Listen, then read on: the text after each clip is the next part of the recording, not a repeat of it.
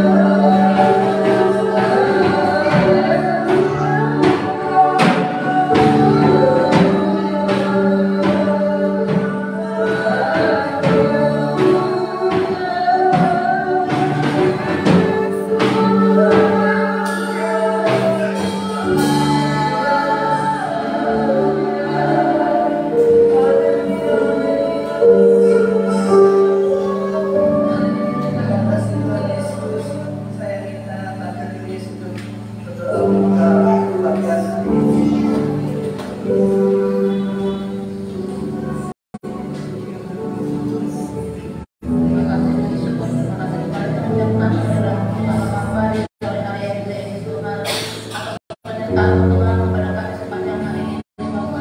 Terpujilah Bapa Engkau karena Engkau Bapa yang layak kami puji dan kami sembah Bapa.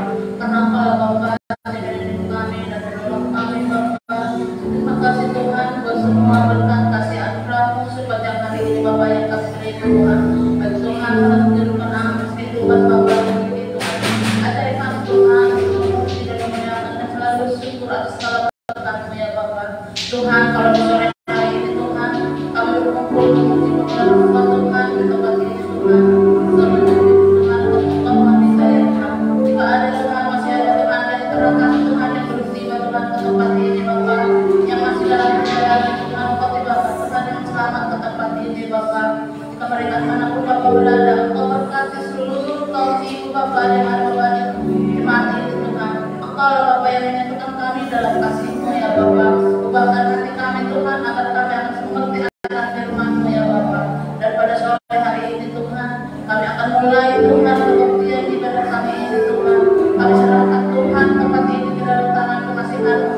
Engkau yang memberkatinya ya Bapa. Engkau usir Bapa segala roh jahat Tuhan yang ingin mengganggu kami Tuhan. Baik itu Bapa berupa akal dan pikiran kami Tuhan, agar kami bisa Tuhan mata kami tertuju kepada-Mu ya Bapa. Engkau berkati Tuhan membawa puji-pujian Tuhan, Engkau berkati membawa musik Tuhan, dan Engkau berkati juga Tuhan yang menyampaikan firman-Mu nantinya Tuhan. Kami serahkan Tuhan kehidupan kami, kami serahkan Tuhan ibadah kami ini hanya ke dalam tangan kasih-Mu. Kami siapkan Tuhan hati dan pikiran kami. Terpuji Engkau Tuhan, dalam nama Anak Tuhan Yesus Kristus kami mengucap syukur. Haleluya. Amin. Masih tetap kita berdiri. Kita akan lanjutkan dengan pujian. Terpujilah nama Allah Tuhan. Tuhan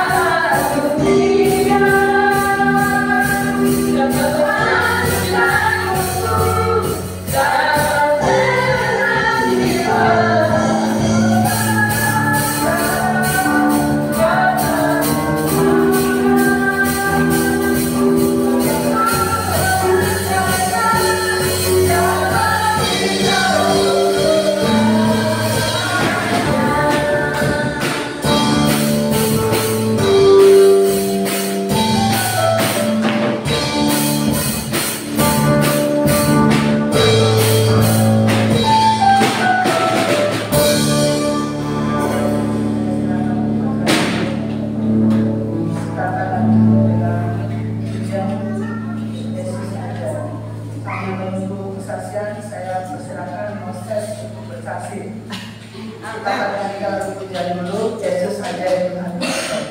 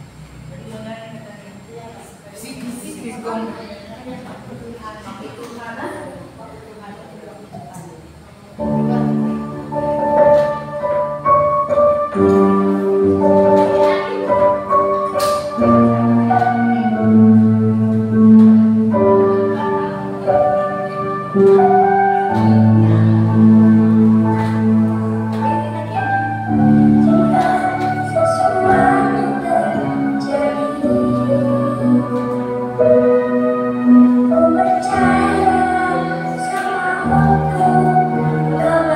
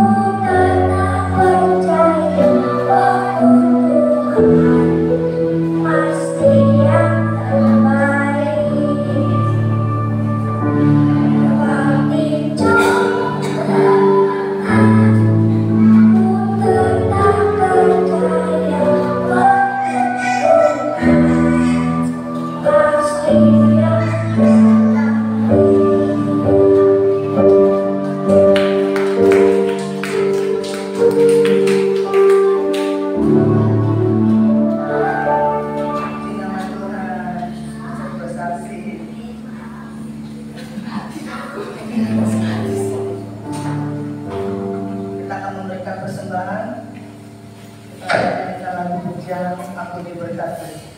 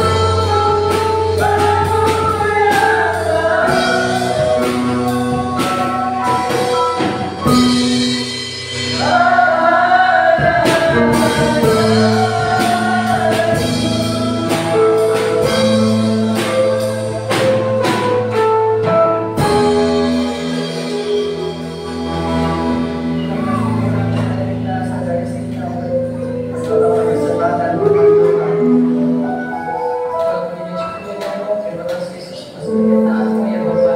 Sepanjang hari kami ya Bapa, kami bersyukur ya Bapa buat kebaikan kami yang punya kami dan pribadi pribadi ya Bapa.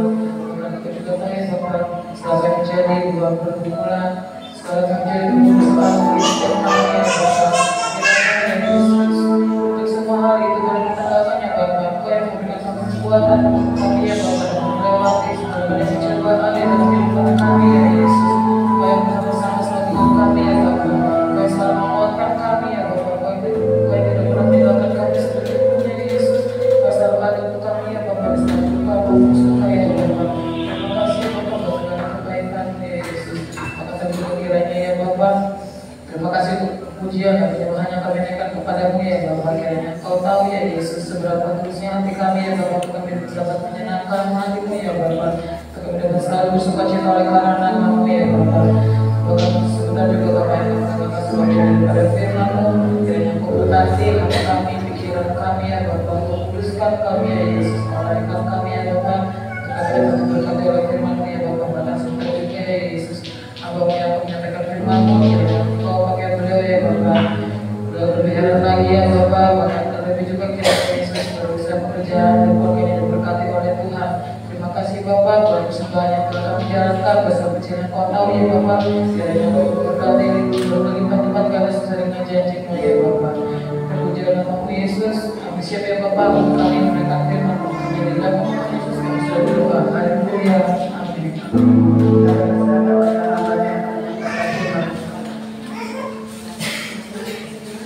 Hambanya.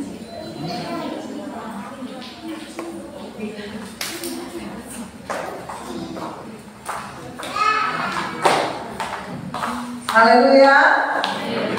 Puji Tuhan. Selamat ulang tahun Moses. Selamat ulang tahun Om Iin. Lewat istrinya. Puji Tuhan. Hari ini ada dua yang berulang tahun. Selamat ulang tahun. Semoga panjang umur. Sampai kapan? Ada yang mau sampai 150 tahun? Rasa banget sih. Sendiri ya, yang lain udah gak ada, kita masih hidup. Ya, yang sedang-sedang aja lah Tuhan. Sita mau sampai berapa tahun? Jawaban klise. Ini sebenarnya foto saya tuh berdua sama Om Denny. Kenapa kayak gitu? Kenapa itu sama Om Ojit harusnya ada berdua? Biar gimana ya? Ya, lain kali nanti Om Denny ada Ojitnya kalau ada pasangan. Biar gimana? Mereka bersanding berdua duduk di sini. Oke, jangan nangis juga. Puji Tuhan. Jalannya sempurna. Ya. Kita punya jalan hidup berbeda-beda Bapak Ibu Saudara. Tetapi satu hal, jalan yang Tuhan inginkan itulah yang terbaik dan sempurna. Ya. Saya dan saudara diberikan kehendak bebas oleh Tuhan untuk memilih jalan hidup masing-masing. Ada yang pilihannya sesuai dengan jalan Tuhan, ada juga yang berbeda. Nah, kita buka dulu ayatnya. Yesaya 55 ayat 8 sampai 9. Mungkin ayat ini sudah tidak asing ya. Kadang-kadang jadi ayat hafalan sekolah minggu. Ya. Coba kita baca. Sebab rancanganku bukanlah rancanganmu, kunya besar, munya kecil, ya. Dan jalanmu bukanlah jalanku. Demikianlah firman Tuhan. Terus jalanku sama jalan Tuhan gimana? Coba ayat 9. Seperti tingginya langit dari bumi, demikianlah tingginya jalanku dari jalanmu, dan rancanganku dari rancanganmu. Itulah sebabnya mengapa kita suka bertanya, kebenarannya. Kita suka tanya, Tuhan, kenapa sih begini? Tuhan, kok yang terjadi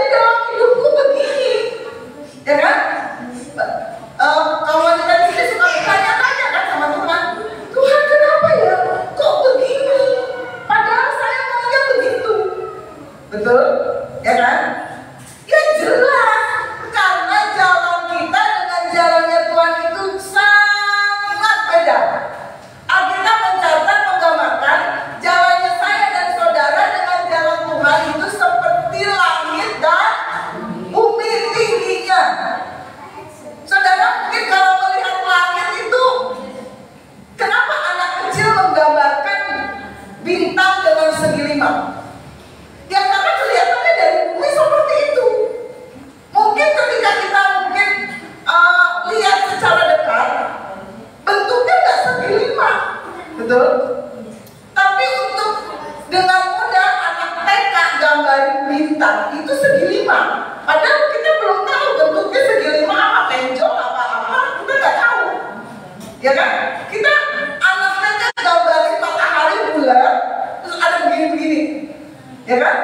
Ya karena gambarannya begitu. Kita kalau mungkin lihat dari dekat sepertinya kayaknya bukan seperti itu. Karena apa? Sangat jauh. Nah begitu juga dengan jalan kita manusia, dengan jalannya Tuhan. Nah pertanyaannya, kenapa kita harus berjalan di jalannya Tuhan? Tentu ya, kita harus jalan di jalannya Tuhan. Ya, coba baca ayatnya. Mengapa? Mengapa? Kemudian kata Tuhan kita nanya terus sore hari ini. 2 Samuel pasal 22 ayat 31 bagian A aja. 2 Samuel 22.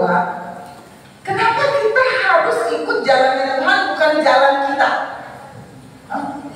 Kemudian ya.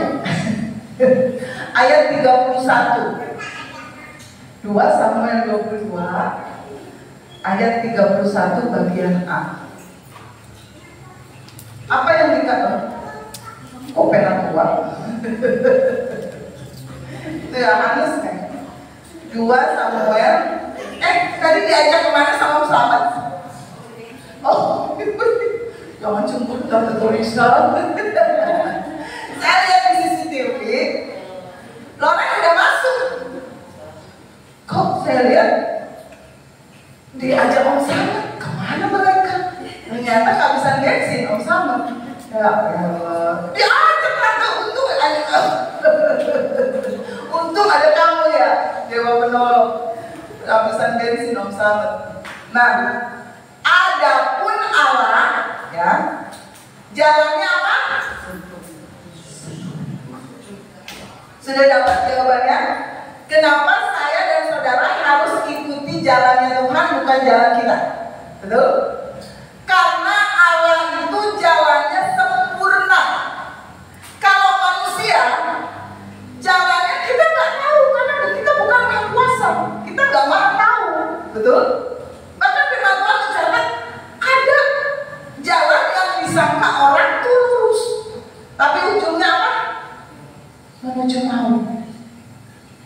Betul? Ada kan ayatnya di Amsal kalau nggak salah. Nah, kenapa saya dan saudara harus ikut jalannya Tuhan ini salah satunya? Karena jalannya Tuhan itu sempurna. Dengan kata lain, jalannya Tuhan itu adalah jalan yang terbaik. Sempurna atau terbaik belum tentu seperti jalan tol. Betul? Sempurnanya jalan Tuhan belum tentu gak ada tantangan. Amin. Kok amin ini gitu? Sempurnanya jalan Tuhan bukan berarti gak ada masalah. Amin. Bu Jenny lagi menghadapi masalah. Itu jalan Tuhan. Kalau menurut jalan kita, aduh Tuhan mau apa? Betul? Ikuti jalan Tuhan, walaupun banyak gerenjel-gerenjelnya, walaupun banyak lika-likunya, walaupun banyak tetesan air mata. Tapi Alkitab memastikan kalau saya dan saudara ikut jalannya Tuhan sempurna. Karena manusia terbatas, betul? Kadang-kadang manusia sok tahu karena saking pinternya. Ini jalan saya pasti yang terbaik, betul? Ini benar-benar, ini jalan saya ini pasti gol. Kita terbatas, kita sangka ini jalannya lurus, benar. Tapi kita nggak tahu ujungnya menuju maut. Kalau Allah tahu, kalau ujungnya menuju maut, Dia pasti akan belokkan kita dari jalan yang menuju maut itu. Amin. Jalan Tuhan. Saya kasih contoh bagaimana kalau manusia itu sebenarnya menganggap jalan yang paling pendek ini yang terbaik.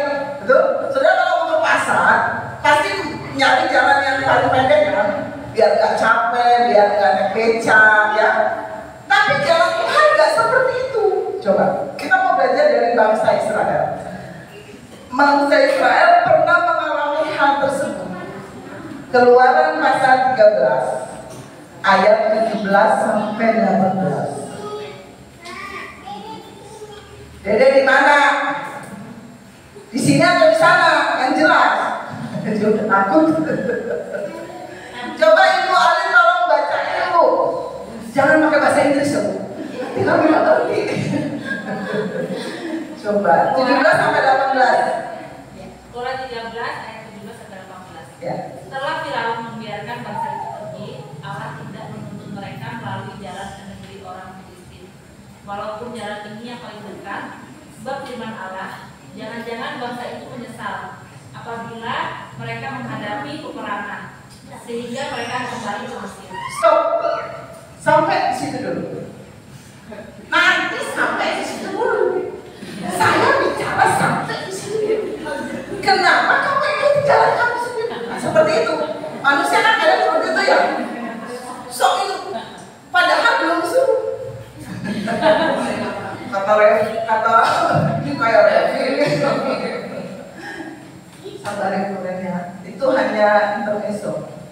Nah, setelah Firaun membiarkan bangsa Israel pergi, ya udah, kamu bangsa Israel keluar, betul? Saudara ingat ceritanya ya, kalau nggak ingat buka lagi, jadi PR. Tapi ketika Firaun nyuruh bangsa Israel pergi, Allah perhatikan jalannya Allah. Allah tidak menuntun mereka melalui jalan ke negeri orang Filistin. Kenapa harus lewat Filistin sebenarnya? Karena jalan ini yang paling dekat. Jadi ilustrasinya seperti ini. Kalau saudara ingin ke pasar, tentunya paling dekat itu masuk gang itu saudara. Ya, Ibu Moren biasanya lewat situ. Itu jalan paling dekat dari gereja menuju pasar, betul? Ya, dekat. Bisa namain nama orang. Emang kemana? Kemana sih? Kemana sih? Aku sampai pegel. Ya, itu jalan paling pendek dari gereja menuju pasar.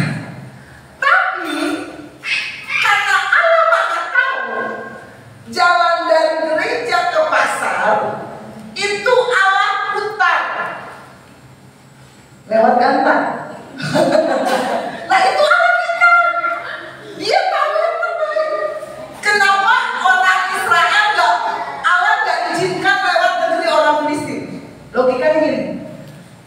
Bangsa Israel itu bangsa budak, nggak bisa perang. Sedangkan negeri orang Filistin itu, saudara kalau dengar kata Filistin ingat siapa? Gogo, Goliatnya aja kayak gitu.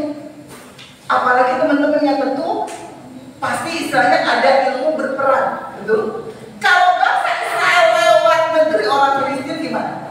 Habis, pusing aja tahu. Saya aja belum tahu sih.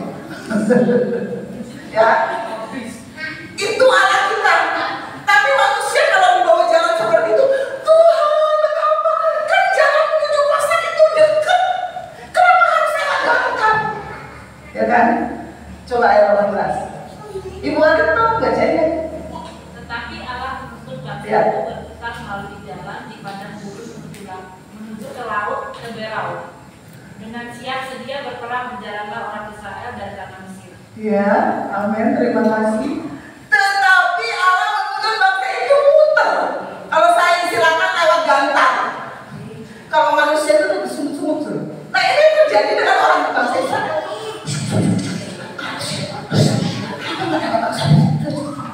Betul? Manusia kayak gitu kan? Udah lewatnya muter. Lewat apa tadi?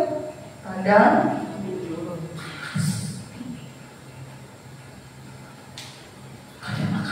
Gak ada tukang sambal asem, gak ada tukang lotek di padang gurun. Itu kata bangsa Israel, istilahnya ya. Saya cuma menggambarkan seperti itu.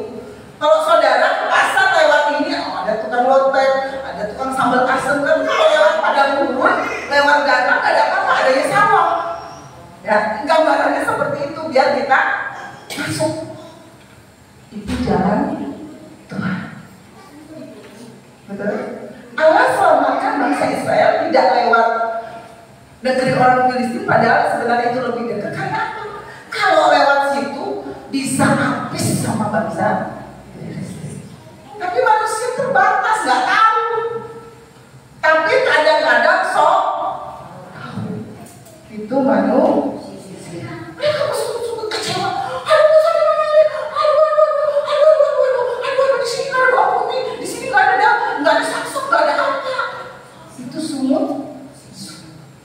Karena itu angkatan pertama bangsa Israel tidak masuk ke dalam tanah perjanjian. Karena apa? Saudara kalau dibawa di jalan Tuhan suka sumut-sumut. Kenapa Tuhan? Why Lord? Bahasa Jerman gitu ya Bu ya. Why Lord? Sebenarnya minggu ini tuh temanya sebenarnya. Tapi beda sama Abraham. Nah, saya mau kasih gambaran. Bangsa Israel itu dikasih jalan Tuhan muter, sumut-sumut, kecewa, marah-marah sama Musa. Beda dengan Abraham, ya. Abraham Tuhan janjikan apa? Engkau Abraham akan jadi bapak banyak bangsa. Secara logika sudah tua, istrinya sudah mati haid. Masuk akal nggak perintah Tuhan? Itu Abraham kalau kita melongonya 5 jam. Gimana caranya Tuhan? Kakek-kakek sama nenek-nenek dikasih jadi sama Tuhan akan jadi bapak banyak bangsa. Kurang lebih 25 tahun. Allah bilang itu 25 tahun baru terjadi. Kenapa? Apakah Abraham bersungut-sungut selama 25 tahun itu? Hatinya tetap percaya bahwa jalan Tuhanlah jalan yang sempurna. Amin. Ada di sini nunggu jawaban Tuhan mau 25 tahun? Nanti dulu aja. Tapi buktinya ketika Abraham memilih tidak seperti bangsa Israel bersungut-sungut, marah-marah, tetapi Abraham menanti-nantikan janji Tuhan itu dengan percaya. Janji Tuhan digenapi. Kenapa Tuhan izinkan 25 tahun? Supaya menguji kepercayaan Abraham. Mengapa? Karena itu dia disebut bapak orang beriman. Imannya itu bukan sebulan 2 bulan. Imannya bukan setahun 2 tahun, tapi teruji kurang lebih 25 tahun. Amin.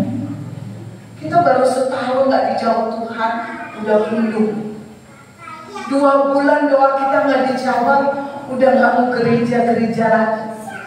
5 bulan doa kita nggak dijawab, udah nggak mau pelayanan lagi. Abraham 25 tahun. Dan dia percaya. Mending kalau 25 tahunnya masuk akal. Betul? Dia masih muda. Ini udah nunggunya lama. Sesuatu hal yang tidak masuk akal. Kakek-kakek dan nenek-nenek dijanjiin Tuhan punya anak. Ciseli ketawa. Coba yang dijanjiin Ciseli, kita percaya ya? Percaya. Mereka masih subur. Lah ini udah istilahnya udah kering kerontang, istilah biologi. Kenapa udah tahu? Ya kan? Udah nunggunya lama, nggak masuk di akal. Tapi itulah, maka ada pujian suami ini. Bapak Abraham mempunyai cuma 1 kok. Lu cuma punya Ishak kok. Kenapa disebut banyak sekali? Salah ya penciptanya. Ya kan? Itulah iman Abraham. Ketika Allah berjanji, dia terima, dia memilih untuk percaya walaupun itu tidak masuk akal. Karena itu dia disebut bapak orang percaya, bapak orang beriman. Anaknya cuma 1. Udah satu-satunya diminta Tuhan lagi diuji lagi. Betul? Betul-betul saudara. Abraham itu tahan uji. Itu jalan Tuhan. Bagaimana selanjutnya jalan Tuhan? Baca lagi Matius 7 ayat 14. Coba Matius 7 ayat 14. Cisere tolong bacain sih. Gimana kondisi jalan Tuhan itu? Apakah lebar? Banyak taman di kiri kanan? Banyak yang jualan sambal asam, pecel lele? Apa yang di situ dikatakan? Matius 7 ayat 14. Karena takwa itu dan sedikitlah jalan yang menuju kepada kehidupan, dan sedikit orang yang mendapat kehidupan. Kalau saudara ikut jalannya Tuhan,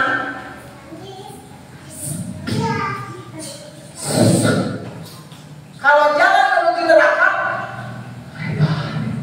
semua orang bisa masuk. Tapi kalau menuju surga, menuju kehidupan yang kekal, itu susah. Ya aku dulu, betul? Loh, kalau saudara dalam hidup yang susah gitu kan? Kalau saudara nonton konser, desak-desakan, saya dulu. Nah itu jalan Tuhan, gak gampang, keringetan, capek, lelah. Kita harus berjuang untuk lewat jalan itu, untuk lewat pintu itu. Dan sedikit orang yang mendapatinya. Perhatikan ayat ini. Kalau saudara tidak mau berjuang, akan sedikit orang yang bisa masuk dalam kehidupan kekekalan. Amin. Kenapa amin Paulus? Oh gitu dong, kamu makan sate. Ternyata rahasia untuk kita bisa mengikuti jalan Tuhan ada rahasia. Jalan Tuhan itu seperti misteri. Ibu More pernah bermimpi tinggal di Haur Gelis? Saya juga enggak, benar. Saya tadinya tinggal di Purwokerto.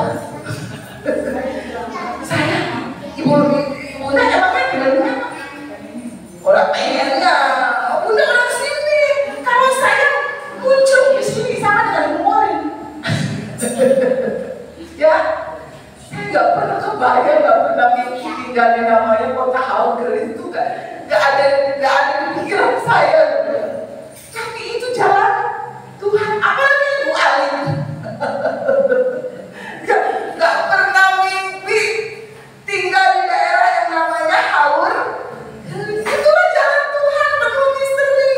Nah, apa yang dikatakan firman Tuhan? Mazmur 25. Bagaimana kita bisa ikut jalan Tuhan? Rahasianya itu apa? Apa yang harus kita lakukan? Mazmur 25 ayat 12. Coba. Mazmur pasal 25 ayat 12. Mazmur 25. Udah saya bisa bingung. Mamain dikit ngapa?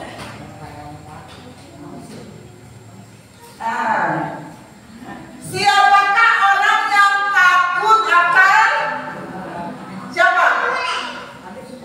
Kamu aja. Sama orang yang takut sama Tuhan, bukan takut gini. Tuhan kayak hantu. Serem. Enggak.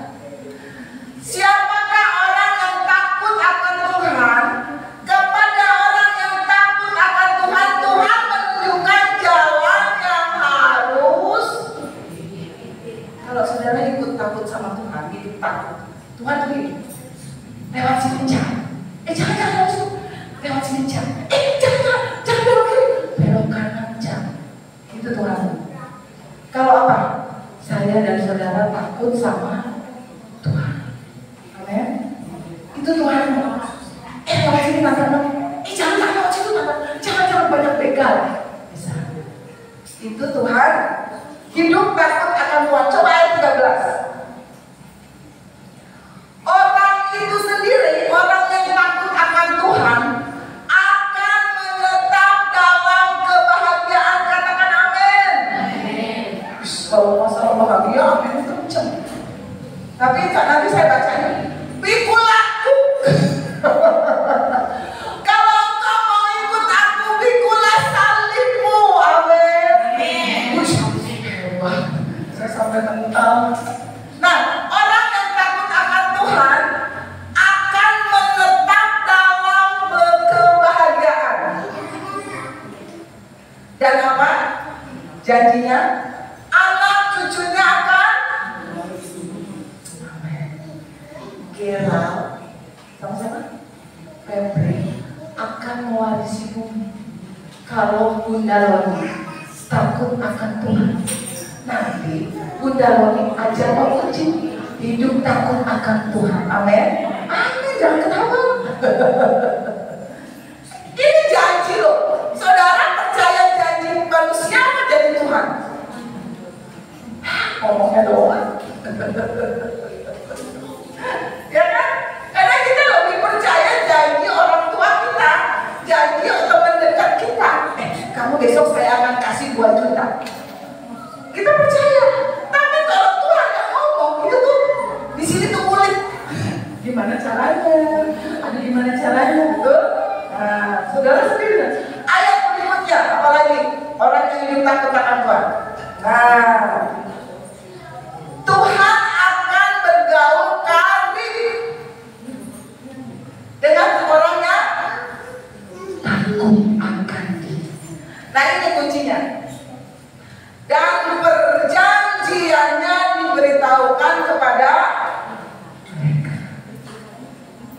Jadi kalau saudara mau ikut di dalam jalannya Tuhan, saudara harus terikat dengan perjanjian dengan saudara. Perjanjian beda dengan janji. Betul? Kalau janji begini, Ibu Ali, saya besok akan bawain Ibu keripik basreng. Janji kan? Yang harus tempati siapa? Saya.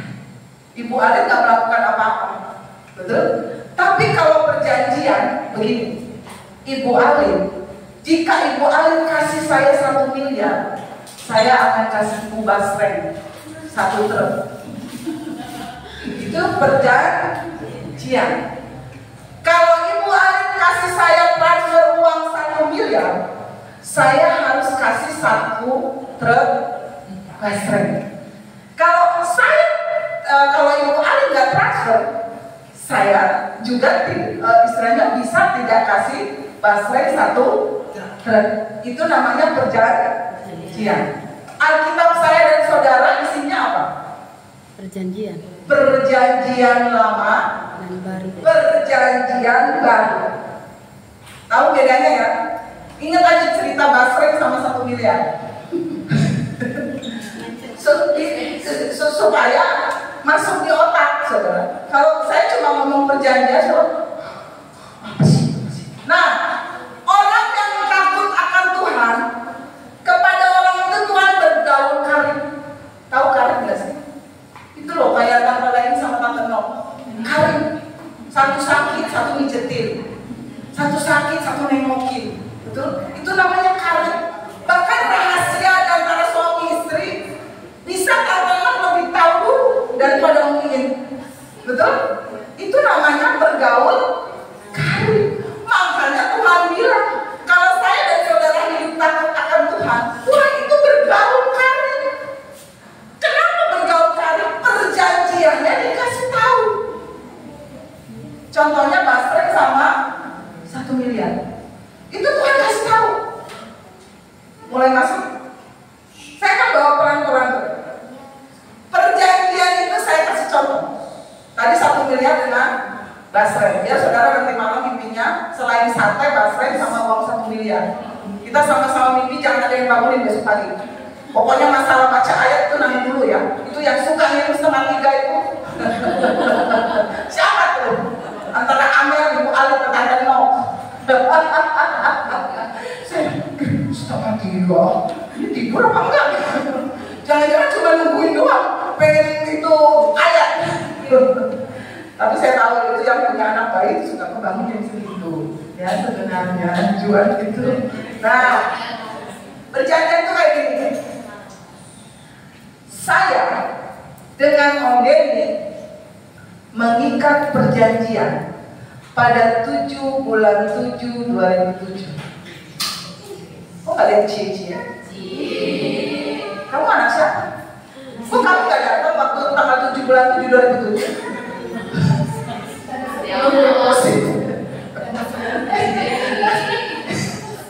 Sebenarnya kamu ya tanggal 7 itu tuh kalau saudara ingat yang pergi itu yang masih ada Datang sama Tante Nok ya? Datang ya? Tanggal 7 Juli tahun 2007. Itu saya mengikat perjanjian di hadapan Tuhan dan jemaat bersama Om Deddy. Habis saya ikat perjanjian, saya dan Om Deddy bebas gak? Oh, kalau saya mau saya jadi istri kamu. Kalau saya nggak mau, ya saya bebas untuk pilih pria lain. Gitu nggak sih? Nggak bisa. Kalau saudara mengikat perjanjian mulai malam ini dengan Tuhan, sikap hidup kehidupan rohanimu harus seperti itu. Amin. Sudah mulai masuk 1 miliar sama Mbak Basren dengan ilustrasi janji pernikahan, betul? Ibu Morin sama Bapak Omri ketika sudah mengikat perjanjian pernikahan nggak bebas WA-WA sama yang lain, betul? Betul? Ya kan? Karena sudah terikat perjanjian sehidup semati, dalam keadaan sehat atau mati, salah, dalam keadaan sehat atau sakit, susah atau senang. Saudara terikat kan masing-masing dengan pasangan kita. Jadi saudara nggak bisa asal milih pria lain. Oh, kalau saya lagi marahan boleh dong jalan sama yang lain. Itu namanya bukan perjanjian, betul? Nah, mulai masuk ya bebas lagi. Ketika saya mengikat janji dengan Om Deddy, hidup saya dan dia itu nggak bebas lagi. Kita harus saling menjaga perasaan. Ada hak kewajiban suami, hak kewajiban istri. Bahkan kalau ada pelanggaran, itu bisa saling koreksi, betul? Itu perjanjian. Salah satu pihak, kalau perjanjian bisnis, salah satu pihak tidak melakukan kewajibannya, maka bisa perjanjian itu bisa batal. Betul, Tante Lilis? Ketika jual beli tanah, jual beli rumah, salah satu pihak tidak melakukan kewajibannya, bisa batal. Betul? Itu namanya perjanjian. Nah, contoh perjanjian Tuhan dengan umatnya, Kejadian 6. Saudara, ini contoh dahsyatnya sebuah perjanjian. Banyak dari kita tuh kadang nggak ngerti loh, saudara. Ya, saya mau tanya, mengapa semua makhluk waktu zaman Nuh ya, semua makhluk itu kena banjir air, kena banjir hujan, tapi kecuali Nuh. Apakah ada saudara yang tahu? Salah satu alasannya, coba baca Kejadian 6. Mengapa hanya Nuh dan keluarganya yang selamat? Apakah dia punya mesin penghilang sehingga bisa menghilang ketika hujan besar? Kejadian 6 ayat 17 sampai 18. Ini contoh dasarnya sebuah perjanjian. Kalau saudara mau masuk dalam perjanjian Tuhan, maka jalan Tuhan akan menjadi milik saya dan saudara nanti ya. Sebab sesungguhnya, ini keputusan dari Allah, Aku akan mendatangkan air limbah meliputi bumi untuk memusnahkan segala. Saudara perhatikan segala yang hidup dan bernyawa di kolong langit, mau dia kecoa, mau dia cicak, manusia, ganteng, cantik, jelek, segala yang hidup dan bernyawa, Allah sudah ambil keputusan akan dimusnahkan. Ya, segala yang ada di bumi akan mati binasa. Apa yang dikatakan ayat 18? Tetapi, kalau saudara dengar kata tetapi, berarti ini penting. Dengan engkau itu siapa? Nuh. Tetapi dengan engkau Nuh, aku akan mengadakan apa? Perjanjianku. Dan engkau akan masuk ke dalam bahtera itu. Engkau bersama-sama dengan anak-anakmu dan istrimu dan istri anak-anakmu. Jadi Nuh selamat karena apa? Perjanjian yang Allah adakan dengan Allah. Dan mau selamat, bikin perjanjian sama Tuhan. Bukan janji. Kalau janji manusia itu namanya nasar, ya. Tapi kalau perjanjian, kita terikat dengan Allah. Ini contoh dahsyatnya perjanjian. Amin. Nuh dan seluruh keluarganya dan seluruh hewan yang Tuhan perintahkan selamat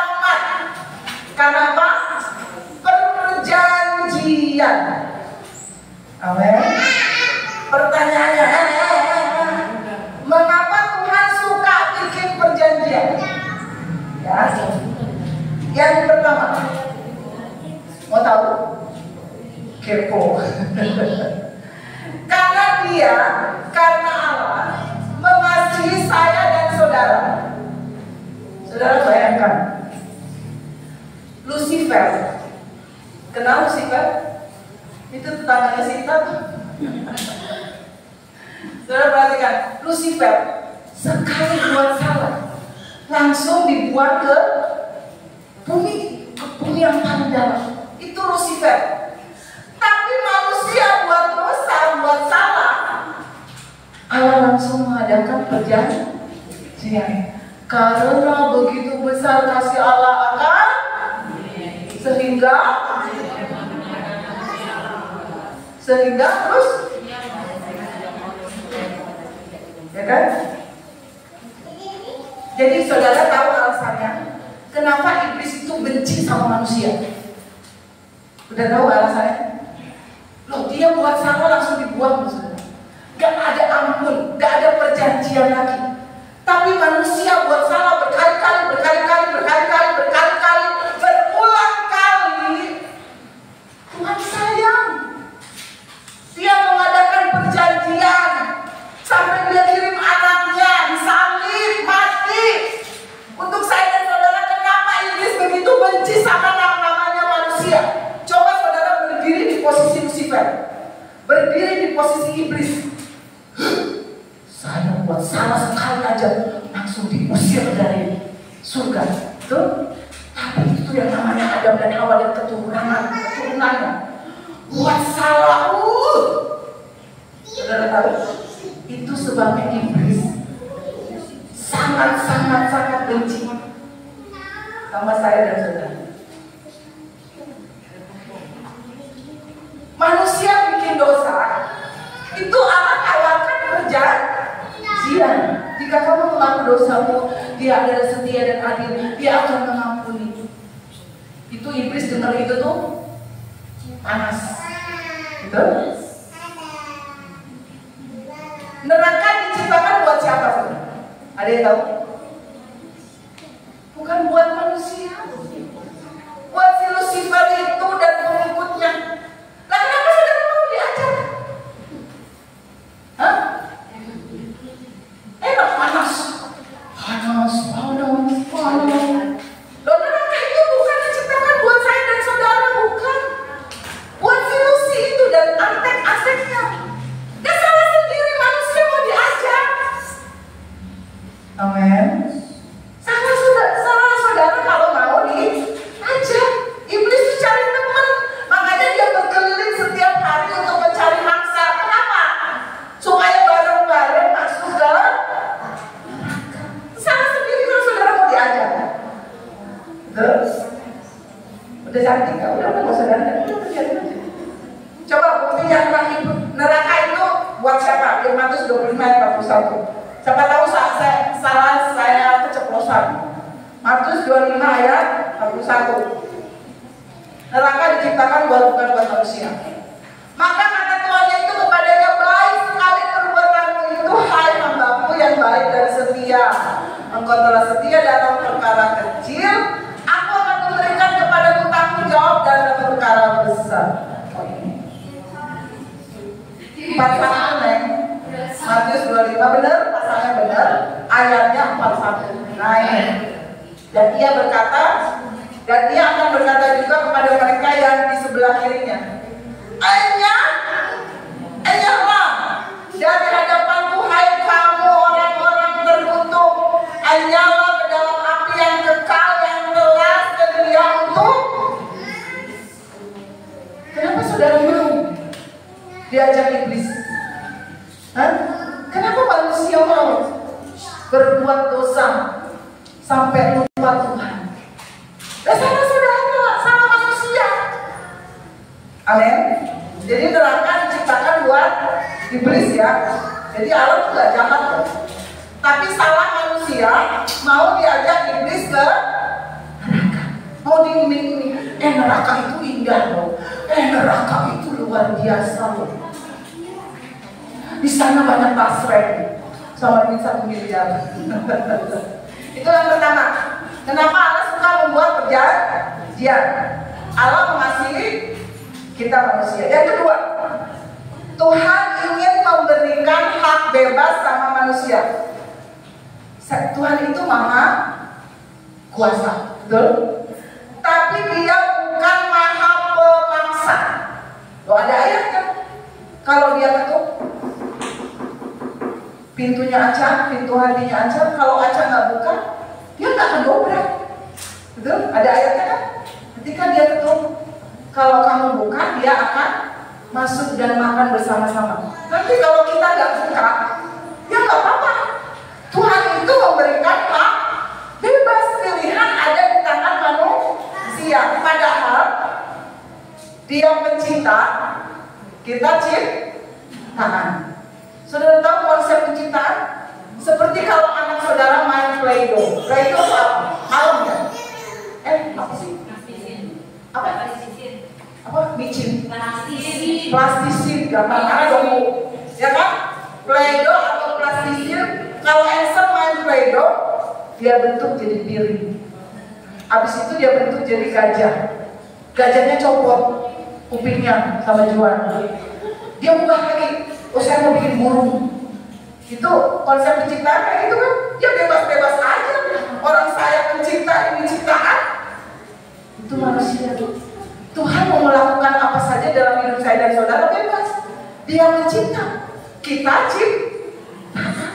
Tapi dia memberikan hak bebas. Amin. Nah, itu yang disalahgunakan oleh manusia. Yang ketiga, kenapa Allah suka membuat perjanjian? Tuhan ingin belajar tentang komitmen kepada kita. Banyak orang zaman sekarang maunya hidup tanpa komitmen. Hubungannya suami istri, tapi nggak mau disahkan. Banyak ya. Oh, daripada cerai aja. Betul? Banyak orang zaman sekarang nggak mau terikat dengan yang namanya komitmen. Oh, kalau saya mau jadi istri kamu. Tapi kalau saya nggak mood, ya udah saya jalan sama yang lain. Itu kan nggak ada komitmen kan? Nggak terikat dengan perjanjian.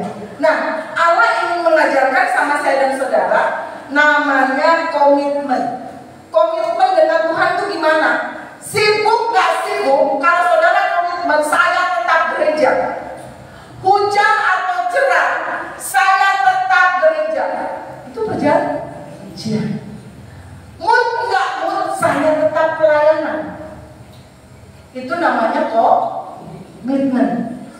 Lagi sibuk atau nggak sibuk, saya tetap baca Alkitab. Itu namanya komitmen. Lagi anak saya rebel atau enggak, saya tetap berdoa. Itu namanya komitmen. Itu yang Allah ingin ajarkan sama saya dan saudara. Belajar komitmen dalam. Amin. Carilah dahulu kerajaan Allah dan kebenarannya, maka semuanya akan ditambahkan kepadamu. Nah, orang Kristen ngambilnya yang belakangnya. Oh, semuanya akan ditambahkan. Tapi ketika semua melakukan yang bagian awal, carilah dahulu kerajaan Allah. Nanti dulu Tuhan, minggu ini lagi sibuk. Aduh, nanti dulu ya pelayanannya besok. Tahun depan aja ya Kak Jen. Tahun ini saya lagi ada proyek. Itu namanya saudara gak berkomitmen. Amen. Ada nanti dulu kalau Tuhan datang. Itu saudara gak berkomitmen. Karena prinsip perjanjian itu begini saudara. Kalau saudara sukses, kadang orang sukses bisa mengorbanin yang lain, gitu. Misalnya nih, bisa diberkati, tapi keluarga kita terbengkalai. Tapi Allah mau engkau sukses, engkau diberkati, keluargamu baik-baik saja, engkau bahagia tanpa mengorbankan apapun. Itu Tuhan mau. Tapi apa yang harus dilakukan? Prinsip perjanjian. Ulangan 28. Ulangan belum ada kalau belum sampai. Oh ya, lagi di masa. Sabar ya. Itu piringnya ada 30. Saudara ada berapa? Oh saya datanya 2 kali di sana. Ulangan 28 ayat 1 coba. Ini prinsip saudara kalau buat perjanjian sama Tuhan. Jika, nah kalau ada jika, berarti pihak A dan B harus melakukan kewajibannya. Jika engkau baik-baik apa? Mendengarkan suara gosip, salah nggak? Ulang-ulang. Jika engkau baik-baik mendengarkan suara Tuhan Allahmu, habis itu ngapain lagi? Habis denger baik-baik, apa yang dilakukan? Melakukan dengan setia. Sebulan gak ada perubahan. Kalau namanya setia harus dilakukan apa? Berhenti aja. Lakukan lagi. Setahun gak dapat berkat, dilakukan apa? Berhenti aja kalau setia. Dilakukan lagi. Abraham 25 tahun, Musa 40 tahun, Yusuf 13 tahun melakukan suara perintah Tuhan dengan setia. Nah, dan melakukan dengan setia segala. Berarti firman Tuhan boleh dipilih-pilih atau enggak? Yang ini buat ibu gembala aja. Kalau saya sih masalah berkat aja. Kalau masalah pikul salib, cari jiwa, itu urusan keluarga pastor. Ada ayatnya begitu? Cari jiwa itu hanya urusan keluarga di bait Allah. Ada ayatnya? Enggak. Nah itu manusia suka pilih-pilih ayat. Memang saya nggak bisa berkeras, ya. Melakukan dengan setia perintahnya yang kusampaikan kepadamu pada hari ini. Pada hari ini hari Rabu. Itu akan terjadi lagi nanti pada hari Minggu. Siapa yang berfirman? Kalau engkau mendengarkan dengan baik-baik dan melakukannya dengan setia, apa janji Tuhan? Oh banyak, saudara baca sendiri. Itu sampai ayat 15 janjinya. Tapi kalau saudara mendapat berkat di ayat berikutnya, engkau akan diangkat, keluar masukmu akan diberkati, keturunanmu akan mewarisi bumi. Apa yang saudara lakukan? Jika berarti kalau saudara tidak mendengarkan suara Tuhan baik-baik, kalau saudara tidak setia ke gerejanya, kalau lagi ikut ke gereja, kalau lagi nggak sibuk ke gereja, kalau lagi sibuk Rabu depan lagi, jangan nagih janji Tuhan di ayat seterusnya. Itu perjanjian, ngerti ya? Jangan, aduh Tuhan, mengapa begini, mengapa begitu, mengapa hidup saya begini? Udah dengar suara Tuhan baik-baik? Udah melakukan dengan setia? Atau firman-Nya dipilih-pilih aja? Ya. Jadi perjanjian itu kita melakukan kewajiban kita, maka Allah melakukan kewajiban yang harus diberikan kepada kita. Betul? Itu namanya perjanjian. Jadi jangan nagih-nagih janji Tuhan kalau saudara belum setia. Jangan nagih-nagih sama Tuhan janjinya, mana Tuhan janjinya, katanya saya mau diberkati, katanya saya mau dapat apartemen. Kalau saudara nggak dengar baik-baik, jangan nagih. Karena perjanjian, pihak A melakukan kewajibannya, maka pihak B juga mendapatkan haknya. Betul? Paham ya sampai sini ya? Nah, saudara baca sendiri. Itu di ayat selanjutnya itu janji Tuhan mau diberkati. Tapi lakukan dulu yang ini. Jika kalau saudara sudah lakukan itu, oh saya sudah melakukannya setahun, kurang. Saya sudah melakukannya dengan setia 2 tahun. Terus, oh saya sudah berdoa. Sampai kapan saya berdoa? Sampai akhir menutup mata. Sampai kapan ini baca firman ini yang ada di grup ini? Sampai kapan kajian? Sampai saya dan saudara meninggalkan dunia ini. Itu namanya setia. Amin. Sampai kapan? Sampai kapan saya harus puasa? Sampai kapan saya harus hidup benar? Sampai engkau dipanggil pulang. Amin. Baru bisa lagi jadi Tuhan. Tuhan mana? Berkat buat saya mana? Tuhan mana? Kesembuhan buat saya mana? Tuhan anak saya diberkati mana jadi. Saya sudah setia, saya sudah melakukan firman Tuhan, saya sudah mendengarkan baik-baik. Itu perhatikan kata baik-baik. Saudara konsentrasi di gereja aja bisa hilang loh. Orang yang sedang berkhotbah betul, saudara biarpun melotot ke saya, tapi kalau pikirannya melayang-layang ke rumah, itu tadi kompor udah dimatiin belum? Bisa konsentrasi nggak? Bisa dengar baik-baik nggak? Amin. Jangan pilih-pilih ayat. Oh ayat ini buat itu, buat yang pelayanan tuh yang berdiri di mimbar. Semua ayat, semua perintah Tuhan yang tertulis di dalam Alkitab itu buat saya dan saudara tidak terkecuali baik dia hamba Tuhan, baik dia cuma jemaat, baik dia pelayan Tuhan, itu berlaku. Semua perintah yang disampaikan oleh Tuhan, oleh gembala, sidang lewat hamba-hamba Tuhan, itu harus didengar baik-baik dan dilakukan dengan saudara baru bisa lagi janji. Tuhan, kenapa rumah tangga saya berantem terus? Kerjain dulu tugas kita. Amin. Cari dulu kerajaan Allah misalnya. Dan kebenaran, oh saya boleh dong tipu-tipu sedikit, ini kan zaman sulit aja. Firman Tuhan itu tetap berlaku di semua zaman. Aduh zaman sekarang tuh kalau nggak pacaran gonta-ganti nggak enak, nggak bisa. Saya sama Om Deddy itu satu kali pacaran langsung nikah. Ujiannya berapa kali? Itu jalan masing-masing ya. Tapi kita punya komitmen sendiri-sendiri, betul? Ya, itu komitmen kita beda-beda, tapi sesuai dengan firman Tuhan. Maka sampai keturunan saya dan saudara, kalau saudara pegang perjanjian Tuhan hidup benar, itu anak cucumu akan mewarisi bumi. Amin. Percaya kepada Tuhan, maka perjanjiannya mulai malam ini saya dan saudara ikat janji sama Tuhan. Amin. Tuhan saya mau setia apapun yang terjadi, walaupun pandemi, walaupun mungkin saya sakit, saudara bisa ikut ibadah online. Jangan saudara sakit, Tuhan tahu hati saya. Tuhan tahu.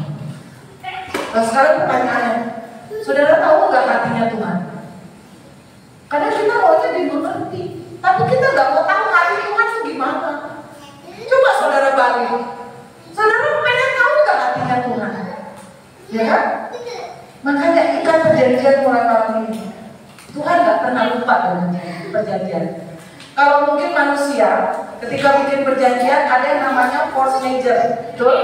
Kalau perang maka perjanjian ini batal, betul? Saudara yang ada asuransi, jika penyakit ini maka asuransi tidak berlaku. Tapi bagi Tuhan tidak bisa membatalkan dari sebuah perjanjian. Amin. Mau ikat perjanjian sama Tuhan? Mulai malam ini kalau saya dan saudara mengikat perjanjian dengan Tuhan, komitmen sama Tuhan, maka segala berkat akan saya dan saudara. Saya mau namakan musik. Jalan Tuhan memang tidak terselami, tetapi satu hal, percayalah kepada jalan Tuhan, karena jalan Tuhan itu sempurna. Jalan Tuhan itulah yang terbaik. Ketika kita lewat jalan Tuhan, ada Tuhan yang menerima. Saya undang kita semua balik ke diri, nyanyikan pujian ini dengan iman. Walaupun jalan yang kita lewati saat ini mungkin berliku-liku, kita kadang nggak mengerti, tapi percayalah. Ketika kita percaya kepada Tuhan, ada rencana Tuhan yang indah, ada rencana Tuhan yang terbaik.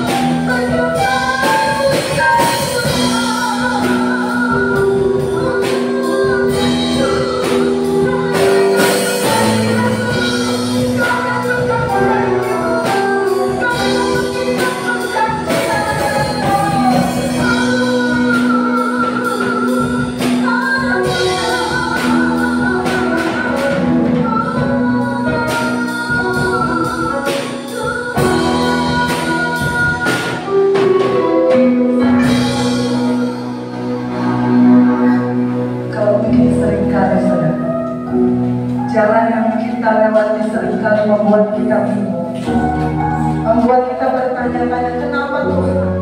Mengapa Tuhan? Saya harus bagaimana Tuhan? Tunjukkan jalanmu Tuhan. Malam ini, ikat perjanjian. Dia Allah yang setia. Ketika engkau hidup di dalam kebenaran, hidup benar di hadapan Tuhan. Dia bergaul dengan orang yang mau hidup benar di hadapan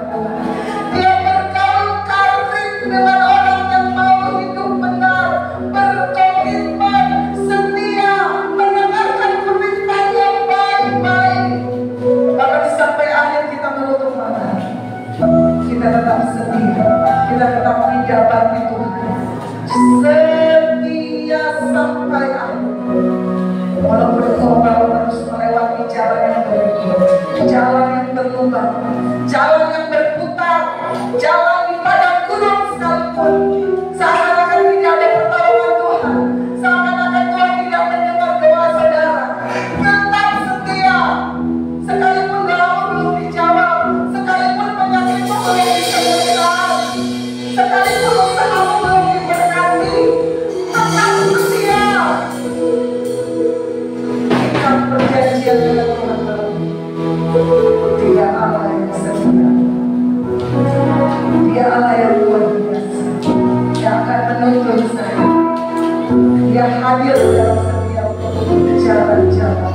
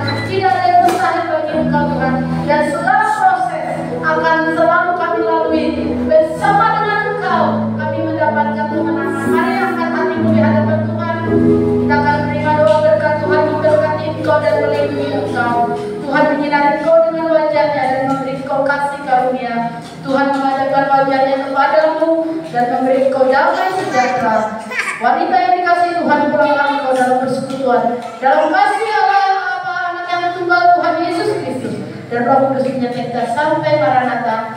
Tuhan Yesus memberkati. Amin. Amin. Proses 6 tahun yang ke-9. Kenapa nggak dirayain sekolah minggu?